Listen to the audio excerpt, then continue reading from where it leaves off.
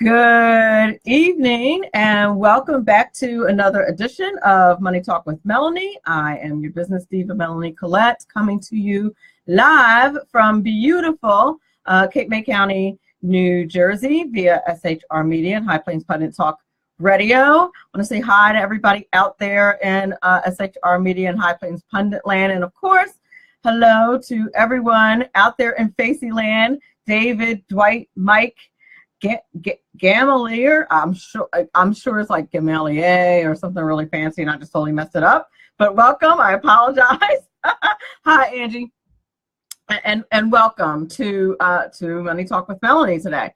I'm really excited because our guest today is mompreneur Suzanne S Farmer, and she's going to talk to us about being an entrepreneur and also homeschooling her kids, and she's had an awful lot of success doing it. Hello, Holly Dunn. How are you? Good to see you. Ron, how are you?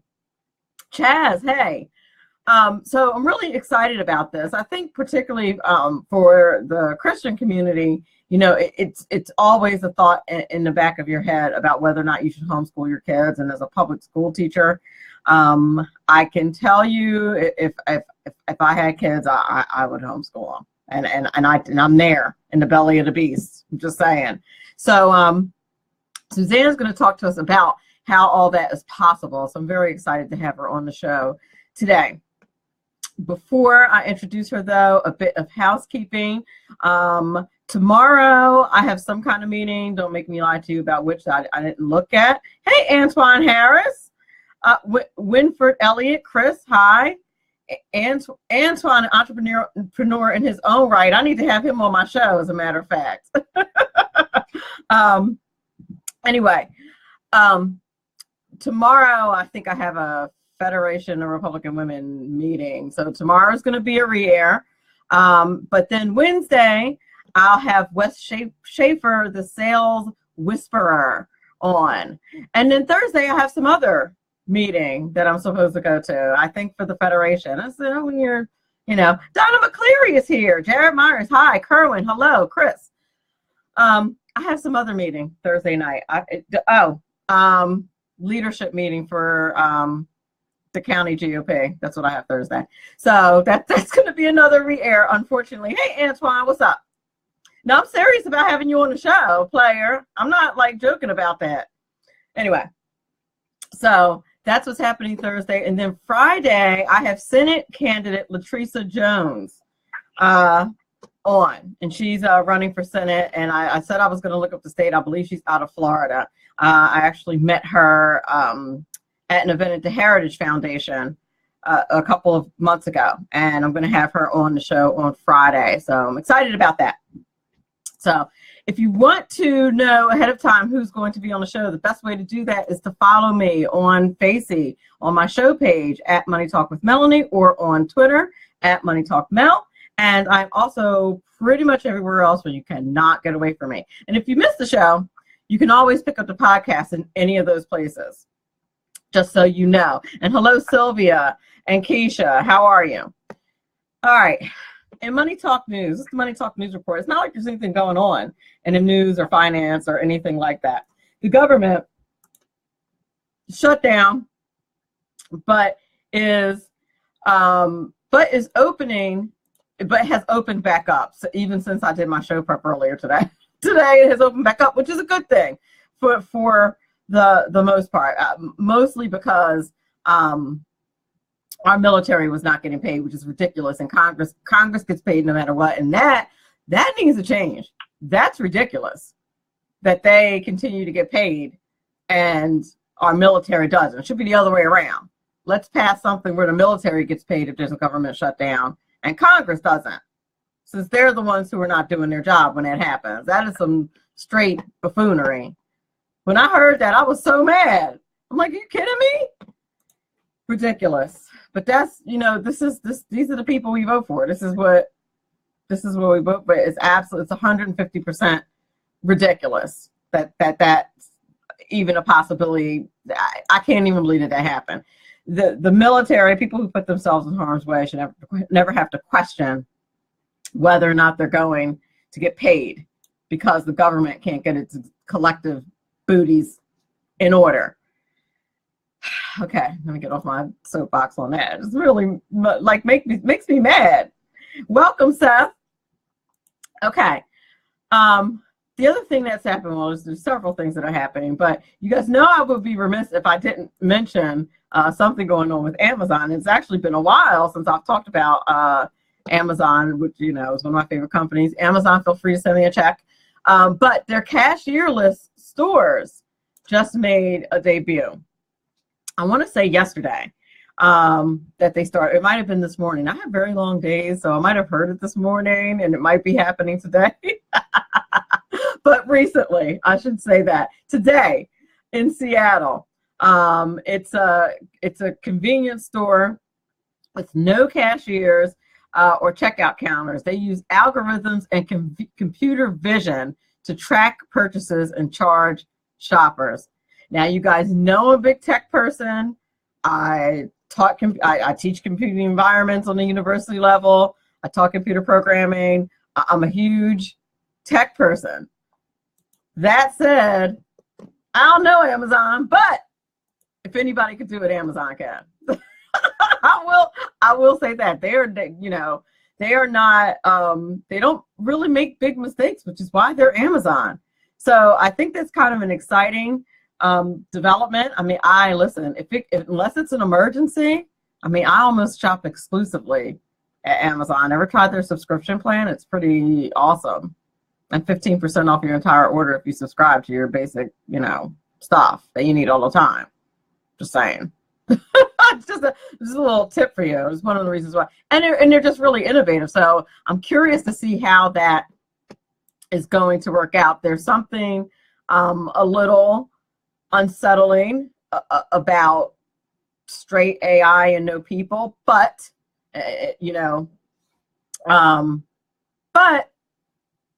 I don't know. I'm excited about it, but you're getting rid of people. Or in one area, you're getting rid of people, but then there's other areas where I'm sure that that are going to be more developed because of this technology, which is why it's just very, very important that we update our education and things like that for upcoming job opportunities. One last thing, according to Oxfam International, the world got a new billionaire every 2 days last year, which is a new record. Go figure. Now, of course, they said that wealth is increasingly concentrated at the top. 82% of the money generated last year going to the richest 1%. But as I've always said, while I'm not part of the richest 1%, and welcome Chris Gaines, and thank you. Happy Sanctity of Life Day to you as well. They also, in order to make that kind of money, you have to risk that kind of money. You also have to work very, very hard. I haven't known a lot of wealthy people, but I've known a few, and I've known quite a few rich people. And I mean in business and in work, not because I'm hobnobbing with them. But I will tell you something that is common with all of them is that they work very hard. I don't know why the media tries to make you think that they don't. These people work 60, 70, 80 hours a week. Not all, but many work very hard for their businesses and to build their businesses. So I'm not too bothered by that as long as they're getting honest. I'm not too bothered by the money that they make, and they employ people. That's the other thing. They provide the jobs for the rest of us. And if not for them knowing how to do that, many of us don't work. So just something to think about. All right, we're going to go up against our first break. You're listening to Money Talk with Melanie. When I come back, we're going to talk to Suzanne S Farmer, who is going to tell us all about being a mompreneur and homeschooling her kids. Very excited to have her here. We'll be back in a moment. One of the annual sources of great pride for the citizens of Detroit is the North American International Auto Show, where the world's leading automakers and high-tech companies converge in the former motor capital of the world. Hello, I'm Ron Edwards. On today's page from the Edwards Notebook, the The 2018 edition of the North American International Auto Show is chock full of exciting new automobiles like the Hyundai Velociter. The Ford Motor Company is on the muscle with a new 300 horsepower Mustang that moves like the wind. The mood among most automakers is very upbeat. Everyone I spoke with told me how relieved they are now that the crippling regulations along with corporate tax rates are reduced enough to allow American corporations and small businesses to be more competitive and innovative. This year's auto show press week opened on Martin Luther King Day and seemed to reflect the positive message of Dr. King, who emphasized working together and creating opportunities, etc. But true to form, a gaggle of leftist officials and community activists pretended to want to conduct a celebration of Dr. King. But what occurred was an embarrassing time of bashing President Trump and all Americans who want to protect our borders. Thank goodness most of the international media outlets ignored the madness. Unfortunately, the Dragon Media American outlets reveled in that hot mess. I'm Ron Edwards. Sponsored by the Tri-County Liberty Coalition. My name is David Barnett, and I've been helping people buy and sell small and medium-sized businesses since 2008. So far this year, I've gone on 5 vacations. It's because I've got my own business. When you get tired of being managed by someone else and you decide that business ownership is right for you without the risk of starting your own unproven enterprise, then come over to businessbuyeradvantage.com. There are over 100 YouTube videos on buying and selling businesses that you can watch for free. That's businessbuyeradvantage.com. Who likes paying taxes? Nobody. That's why Eva Rosenberg from taxmama.com wants you to pay less of them. Read Small Business Taxes Made Easy and learn how legally hiring your spouse and children can slash your taxes. Learn how to set up a business plan that minimizes taxes, the benefits of setting up an exit plan, how to avoid getting audited, and how to legally increase your deductible expenses with better record-keeping techniques. Don't let the IRS squeeze you out of every penny. Visit taxmama.com. Click on Ask a Tax Question to get free answers to your tax and business questions. That's taxmama.com. And we're back. You're listening to Money Talk with Melanie. I am your business diva, Melanie Collette, and our guest today is Suzanne S Farmer.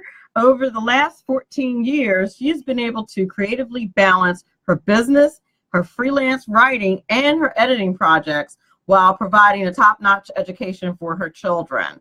And she loves being a teacher, and she uses her teaching skills to mentor others who want to learn how to earn extra income online. So I'm very excited to have her. And without further ado, Suzanne Farmer, how are you? I'm doing well, Melanie. How are you? I am absolutely fantastic. I am awesome sauce. Is there anything else you'd like to tell the audience about yourself that I didn't mention in your short bio? I am Jamaican, and I have been here for the past little bit over 16 years. I've been homeschooling for 14, and that's probably about it.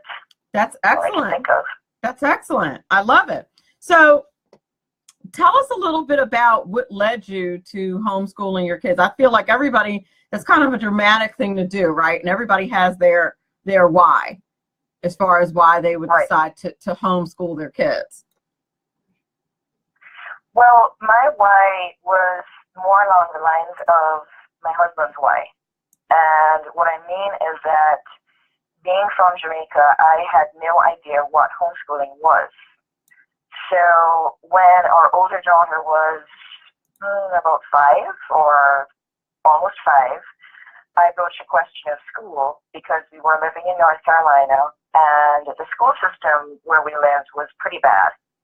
And so I asked him what his thoughts were, what we were going to do about school. And that's when he told me that we were going to homeschool. And my reaction was, we're going to do what? What's that? Okay. So he filled me in, and apparently he had had a really bad experience in public school, and so he had decided pretty much after he graduated from high school that he wanted his kids to be homeschooled. That never happened to be mentioned before, this conversation. So when he filled me in, my next question was, well, who's going to do that? So and wait. Yeah. So during the whole like dating, getting to know you thing, the subject of, by the way, you're staying home and homeschooling the kids didn't come up. Is what you're telling? That's what you're telling pretty me. much. Yeah. The idea of staying home, yes, he had mentioned that, and I was fine with that. Right. Because that had been my intention to do that. But the homeschooling bit wasn't mentioned at all until this particular conversation. That's a significant piece. Yeah, especially being from Jamaica. So that was the next question. Okay, so he said, well, you're going to do it because I have to go to work. And so I said, so you expect the Jamaican girl to teach American history, American geography, all of that good stuff, and how is that going to work again? And he said, oh, well, that's why you have curriculum. So he had it all planned out. And I was in the dark until this particular moment. Well, listen, pretty funny. At least you got a man with a plan. He didn't just throw you out to the wolves, right? He had a plan. Exactly. Yeah. That's amazing. I love that story. That's fantastic. And so I guess he must have known that you were the kind of woman who would be flexible enough to handle it, or he would have never married you and had kids with you, I'm sure. I guess, yeah. I never thought about it that way, but yeah. Because I guess so. I mean, if it's something that's that important to him, my feeling is that's something he vetted out to see if you would, I don't know. I would think he's a very smart man, sounds like to me. So, but you don't, most women, or I think a lot of women who are doing the homeschooling thing are like, okay, I'm just going to do I'm going to homeschool my kids and that's what I'm doing. But you actually have a business as well. You're also an entrepreneur. Yes, correct. And how does that work? What is your business and how does that work with also homeschooling your kids? Full disclosure, I'm a public school teacher. So like I know what goes into teaching a little bit. So how does that work? Well, basically, the girls have always been my priority. So everything is scheduled around them. And so business is done in the nooks and crannies of the day. So usually school is done in the morning. And depending on what grade I was homeschooling, that determined what time we were done for the day. And when my older daughter was younger, and I have a 19-year-old, she'll be 20 in April, and I have a 7-year-old. Oh wow, okay. So yeah. So when my older daughter was younger, and it's the same for my little one, my 7-year-old, when it's quiet time or nap time, that's when I did work. So if I had writing assignments for the newspaper, then that is when I made calls or when I wrote my newspaper stories. If I had customers or clients to check in on, that's when I did that. And so literally in nooks and crannies of the day, sometimes it was 15 minutes or 30 minutes at a time, but that's what I used to do whatever I had to do that day. Because the first priority was always school. That makes a lot of sense. Now, with the homeschooling situation, are you required to have a certain amount of hours, or is it covering a certain amount of curriculum? Well, I'm in Virginia, and okay. So each state has different homeschooling laws. And when we started out, all we needed to do was to provide a notice of intent, which said that we were going to be homeschooling. It gave a rundown of what subjects we were going to be teaching. And then at the end of the year, we needed to provide a test, a standardized test result. And that was sent to the school district as well. I'm not homeschooling under that statute anymore. So I don't have to do the testing if I don't want to. And I pretty much stopped that with my older daughter when we were in, I think she was in 5th grade, because, kind of a funny story again, I messed up and ordered the 6th grade test, and she blew through that and was in the 99th percentile. And so I was like, okay, so what am I going to do when she's actually ending 6th grade? And I hate to say this, but that happens to administrators too. Don't feel bad. And they're ordering for an entire grade. I'm not saying how I know that, but I've been in education for.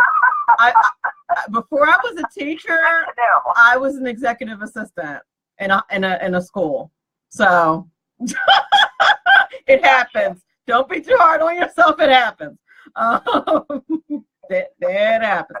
But so you do have to cover basically a certain amount. They don't make you like I don't know, have your kids sit in school for 6-7 hours and you have to justify that time or anything foolish like that.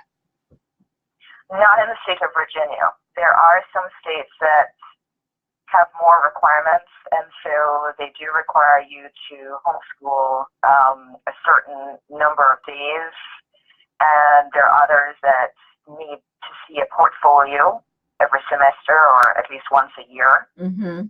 But not here, and definitely not under the statute that we're homeschooling under. Let me ask you, since you've been doing this for so long, do you find that to be a good thing or a bad thing, that they're not requiring assessments and standardized tests and things like that from you as far as the monitoring of your kids' education?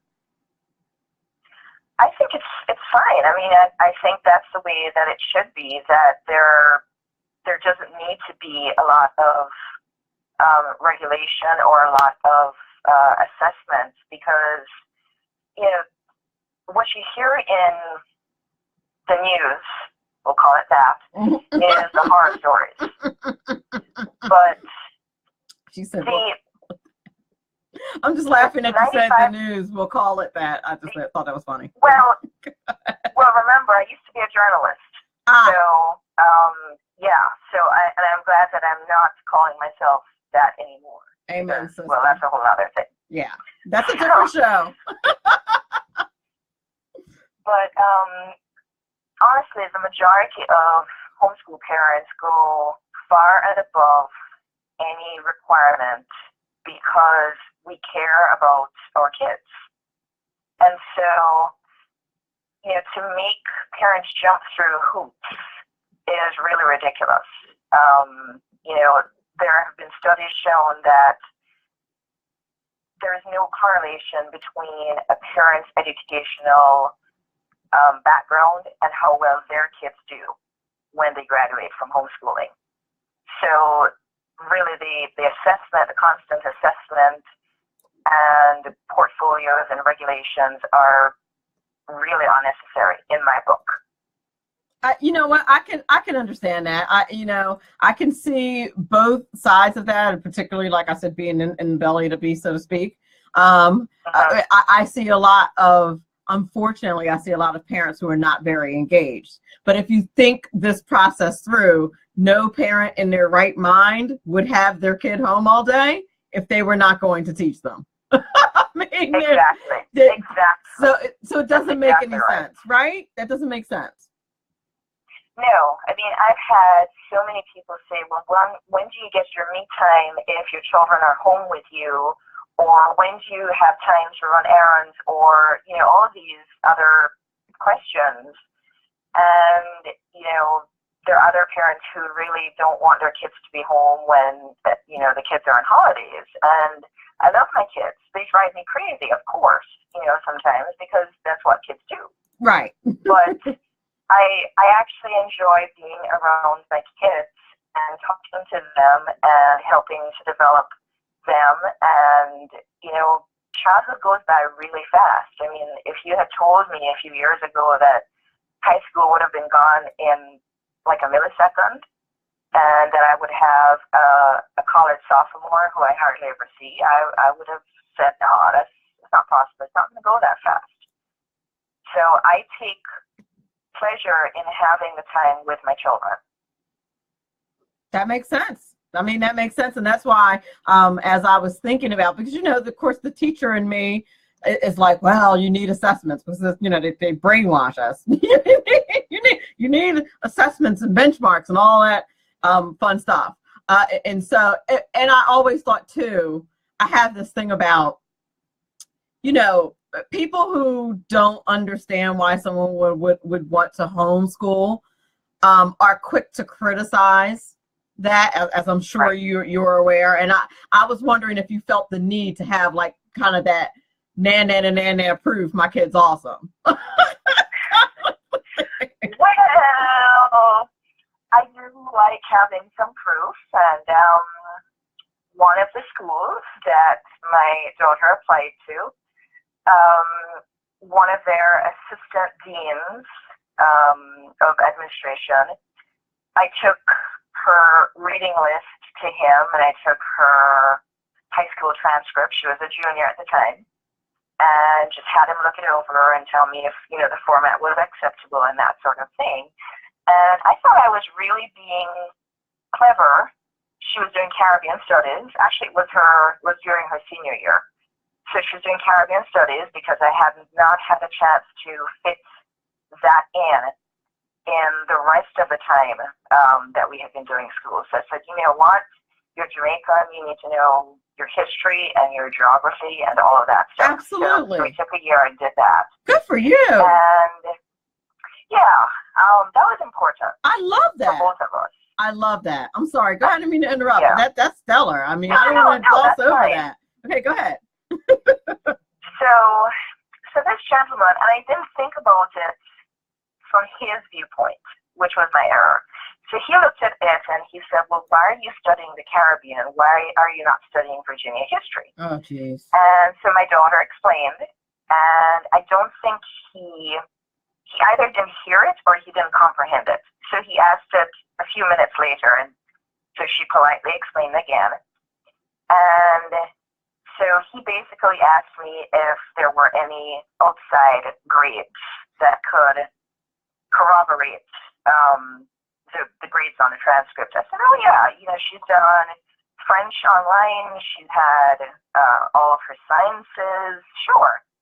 And so he said, oh well, if you could provide us anything that would help to verify her grades, that would be really helpful. And I said, oh, no problem. So about, maybe 2 weeks later, I sent off in the mail return receipts requested, 120-page packet. It had her entire reading list for high school. It had her transcript, of course. It had, I think it was like a 12 or 15-page biology, or maybe it was, I think it was an EMP lab. All of her syllabi from all of her online classes that she had done from each science and the French, 3 years of French, all of the test results, and all of her music certificates, because she had participated in piano, what do you call it? I forget what they're called, but basically piano competitions, skills, and such, for about 6 years. So all of that was there. So yeah, and I dropped it in the mail and I said, there you go. Now, I don't know if he ever saw it, but it gave me great satisfaction, because if you give me a challenge like that, yeah, I'm on it. And the thing is, public school, and I know it's probably odd, and just so you know, I stream live on Facebook as well, and people in the chat are saying, somebody just said, you're really brave to tout homeschooling. You're a public school teacher. Aren't you like? And I said, ain't nobody afraid of Big Brother. Not me. I'm just not. I just don't care. But, because it's important. And if it's important, right, it is what it is. But this is important. I don't know. You said your husband had a bad experience in school, and that's why he wanted his kids homeschool. There are many people that are Christians, and they just don't want their kids in that environment. Which right, I will tell you, as a Christian myself, it it's a daily trial what you are subject to from a spiritual perspective, being in that environment. And so I'm a big proponent of homeschooling. You know, when my fellow teachers hear that I am, you know, pro school choice and that I'm a teacher, I say to them, I imagine a world where that doesn't revolve around me, where there's other things that are more important than my pension. And there are. So, you know, just like, you know, like you said, your husband, it was important to your husband. Many families have their own reasons of why these things are important. But for me, I can see as an insider, and particularly someone who worked in a private school for 14 years, so I had something to compare it to. I am just a big advocate of parents having choices of where to send their kids so that they get the best possible education, even though, you know, I get fed by, you know, teaching. It's what I do. It's actually what I love to do. It's unfortunate that the environment is stinky because teaching in and of itself is fun. At least I hope you found it fun.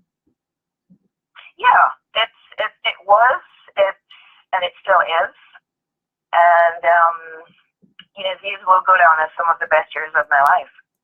Indeed. Now, let me ask you, if you don't mind, if you don't want to answer this question, I will fully understand. Did you have an extensive educational background? You have a PhD, something like that, you know, master's, what, you know, in order to teach at home?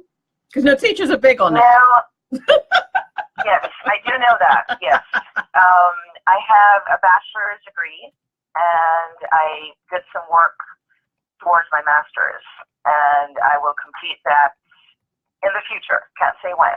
Nice. So I have done some post-grad work, yeah. Well, that's fortunate for you, because I'm sure, as you know, you probably, you know, that quote unquote real teachers will question your. If we were on video, you would have seen me do the air quotes. Real teachers. Listen, I'm in the belly of the beast, and I know it's buffoonery. We'll tell you that you need degrees and, you know, all of these things. No, you really don't. So yeah, you know, I know a good number of teachers, and they are homeschooling, and I know other teachers who wish that they could homeschool. And I think teachers in whether private school or public school, I think they fall into two camps. I think there are those who are open and those who are not. I don't think there's any in between. No, there really isn't. We're up against the break, and when we come back, I want to talk more about the entrepreneurial stuff while you are homeschooling. But I love what you said about some teachers being open and some aren't. You really have two hard line philosophies when it comes to that. But we're up against the break. You're listening to Money Talk with Melanie. I am your business diva, Melanie Collette. My guest today is Homeschooling Mompreneur Suzanne Farmer. We'll be back in a couple of minutes.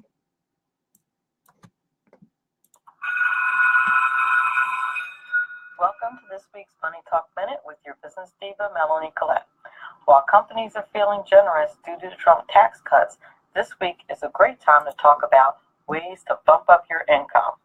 First, when getting a new job and negotiating your salary, get the company to name the figure initially. If you give away your current pay from the door, you won't know if you're aiming too high or selling yourself short. Getting a potential employer to name the figure first will likely get you more money. Second, negotiate for benefits. Companies will negotiate things like work hours, your official title, vacation time, how much leave you get, even the projects you'll work on. Last, discuss your salary in terms of company needs instead of your wants. Your employer wants to keep a good employee, so if you're negotiating for a raise, focus on the value that you bring to the company. That's all for this week's Money Talk Minute. I am your business diva, Melanie Collette. Remember to listen to Money Talk with Melanie, which airs Monday through Friday, 5 p.m. East and 2 p.m. West on SHR Media and High Plains Pundit Talk Radio. Hello, I'm BZ hires due to his shameless contract with the SHR Media Network to voice his promos. He'd like me to tell you that the Bloviating Zeppelin's Berserk Bobcat Saloon radio show can be found on SHR Media Network, Spreaker, and YouTube every Tuesday and Thursday night at 11 p.m. Eastern and 8 p.m. Pacific, featuring right thinking from a left brain and doing the job the American media maggots won't. You'll find that the speech is free, but the drinks are not. There, in the saloon, just when safety pin manufacturers are running out of metal for the diapers of the leftists, BZ is sending his personal drones of freedom into the wheelhouses and obstacles of lovers of sovereignty and liberty nationally and globally. Broadcasting behind enemy lines in occupied California, BZ swears that no rights were harmed in the making of this promo. Power brokers use corrupt politicians, deceptive Islam, and lies from establishment media to turn the once shining city on a hill into the city of the blind. What do the elites fear? One man with a cane. I'm Dave Milner. Join me at SHR Media, High Plains Talk Radio, Spreaker, iTunes, and YouTube for a different kind of commentary on the unpleasant blind guy. Because truth is not always pleasant.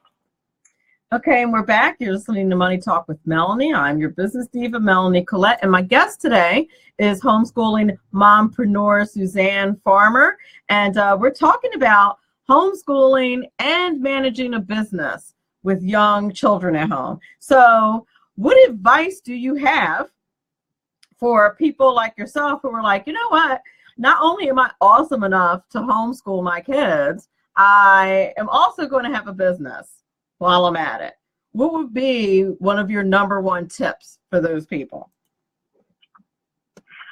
I'm really big on taking what you're good at, taking what you're gifted in, and what you're passionate about, and learning how to make money with that. So for a homeschooling mom who wants to have an income stream while she's homeschooling her child or children, I suggest different things to, different moms. So for one mom, it might be that she might choose to edit or to write for others.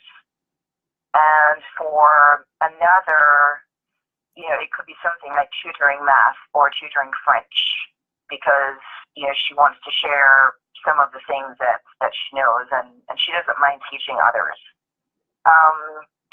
For others, it might be something like being a virtual assistant. If you have the gift of organization, and if you have some skills and, different things like WordPress or Microsoft Word or Excel or whatever, then, that might be something that mom could do.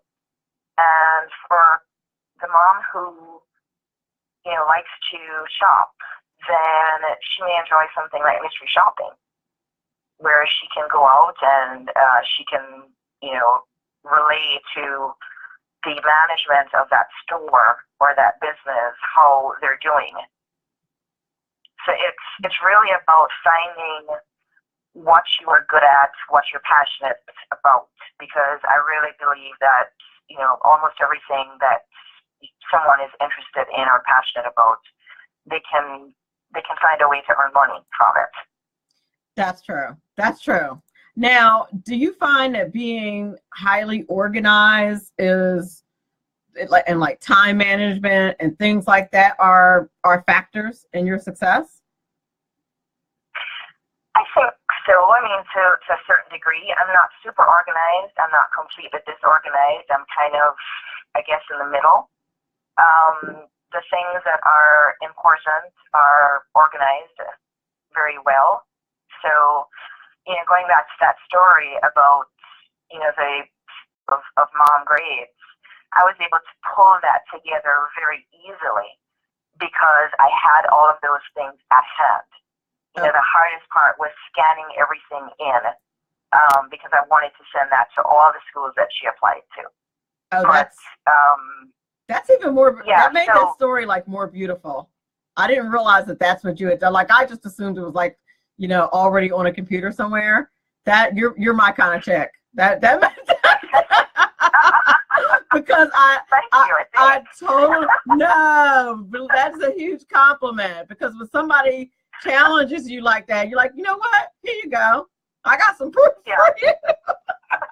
So now that I understand that you had to scan all that information and you just didn't have it like handy from files on the computer, that's a whole new ball game. My respect level just lifted even more. That's good I stuff. had everything printed out, but because there was another university, both of these were public universities. The private universities were not nearly as bad as that. Right.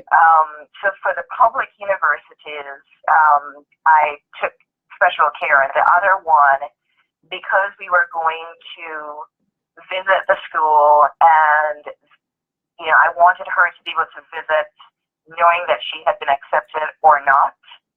Obviously, if she hadn't been, then we wouldn't have bothered to go. Right. But I scanned everything in and emailed it, and I think it took about a dozen emails to get all of those documents to him. Right. Right. So, that makes sense. Yeah. I absolutely love it. I absolutely love it. So when I do. I just really wish I could have been like a fly on the wall to see his face when those emails came in. Because educators are in their own bubble. They really are. And I don't know if you probably have sensed this in doing this for so many years as you have. But they really have this sense of superiority that nobody else can do what we do. Absolutely. And that's just not so. That just is not so. And so that's why I really dig the fact that you did that.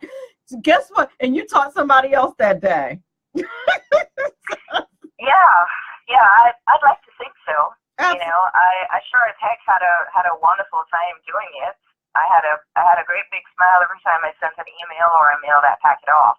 I'll bet. So. You had everything. You had everything to be proud of, no doubt about it. What mistakes, if any? I'm sure there were none. I'm sure everything went perfectly the entire time that you and while you're homeschooling now, that nothing ever happened and nothing unforeseen that you might have done differently has happened, or is that not so? Never. That is never the case. So I wish. Is there anything that you'd like to tell people who are thinking about doing this that you wish you had have known in advance that you know now? Yes.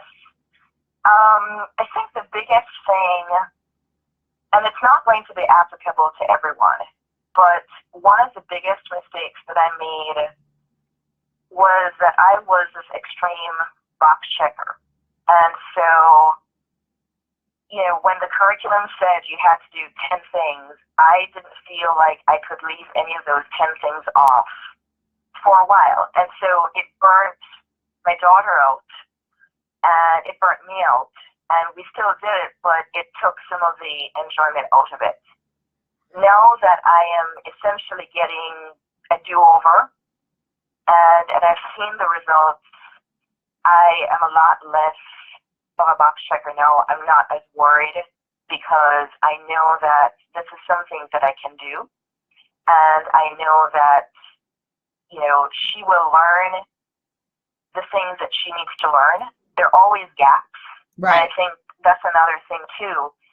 A lot of people who look on at homeschoolers say, well, what if you can't teach this, or what if you can't teach that, or, what if you're not good at this? And there are two answers to that question. One is that there are a lot of resources out there. So for me, I don't speak French, and my daughter wanted to learn French. And so I found her a good online academy, and she did 3 years of French. She excelled, and as a matter of fact, she did so well that last year when she went to Europe for a piano, well, it wasn't just piano, but a music festival, she was able to order food, make sure that she and her travel partner, another student, were able to sit together. She pretty much did everything, in French. And then when she got to Germany, she was able to handle herself in Germany as well. And she had only had one semester of Germany, which was, at university. So there are lots of resources out there. And the other answer to that question is that there are always going to be holes in someone's official education.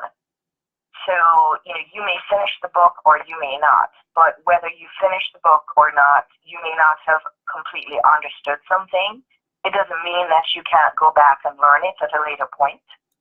And I've been told by several people that, a lot of times in school and public school, private school, the teachers don't manage to finish the book.